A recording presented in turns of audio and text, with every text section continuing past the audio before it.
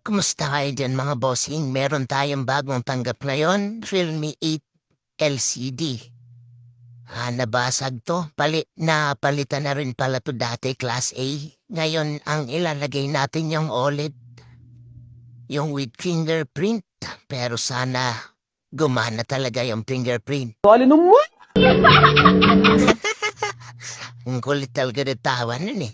Ngayon, at kung malapit kayo mga bossing sa SM Bacoor, nasa 4th floor po kami Mobile World Store. At kung malapit naman po kayo sa SM Rosario, Cavite, nasa 2nd floor po kami Cellboy.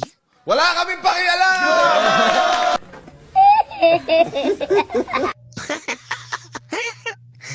Loko-loko. At sa mga panahon na yan, patapos na tayo mga bossing.